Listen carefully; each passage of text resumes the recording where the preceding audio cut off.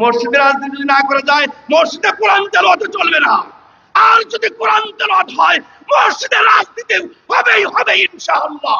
মসজিদে যদি রাজনীতি না করা যায় তাহলে মসজিদে কোরআন তেলাওয়াতও চলবে না, এমনটাই বলেছেন জামায়াত ইসলামীর এক নেতা। তিনি বাংলাদেশ জামায়াত ইসলামী টাঙ্গাইল জেলা শাখার সেক্রেটারি ও টাঙ্গাইল 2 আসনের সংসদ সদস্য মনোনীত প্রার্থী মাওলানা মোহাম্মদ হুমায়ুন কবির। গেল শনিবার দুপুরে বাংলাদেশ জামায়াত ইসলামী ভুয়াপুর উপজেলা শাখা ওলামা বিভাগের উদ্যোগে স্থানীয় পাইলট উচ্চ বিদ্যালয় মাঠে আয়োজিত ওলামা সম্মেলনে প্রধান অতিথির বক্তব্যে এসব কথা বলেন।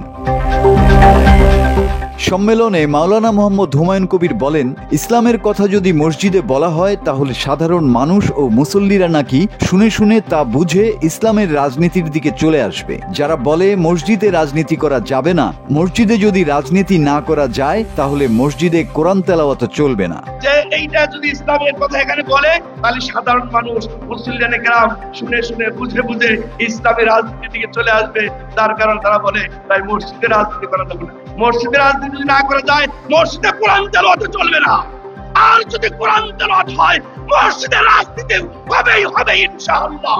কারণ ইসলাম রাজনীতি আলাদা নয়। ইসলাম থেকে যারা রাজনীতিকে আলাদা করতে চায়, সেখানে আসবে শুধু বর্বরতা বর্বরতা বর্বরতা, কথা ঠিক কিনা?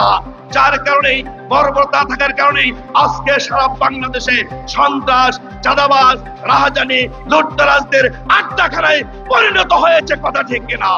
টাঙ্গাইল জেলা জামাতের এই নেতা আরো বলেন, বিগত দিন যে ফ্যাসিবাদী চিত্রটা সেটা যদি ফিরে আসে, সেক্ষেত্রে আগামী নির্বাচন অবশ্যই ঝুঁকিপূর্ণ। পিয়ার তো অধিকাংশ দল চাচ্ছে, কিছু দল শুধু চাচ্ছে না। তবে আপামর জনগণ পিয়ারের পক্ষে। আজকে যারা পিয়ারের বিরোধিতা করছে তারা কিন্তু একসময় তত্ত্বাবধায়ক সরকারও চাচ্ছিল না। পরবর্তীতে তারা ঠিকই তত্ত্বাবধায়ক সরকার গ্রহণ করেছে।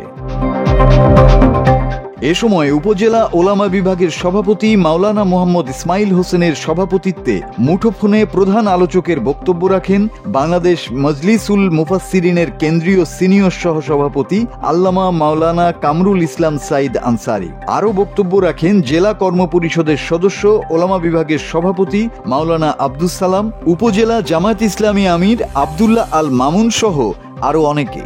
আমরা দেশে কোরআনের আইন চালু করতে চাই। আপনারা কি ঐক্যবদ্ধ আছেন? আমরা কোরআন সুন্নাহ ভিত্তিক শরিয়া ভিত্তিক রাষ্ট্র ব্যবস্থা প্রতিষ্ঠা করতে চাই। আপনারা কি আছেন?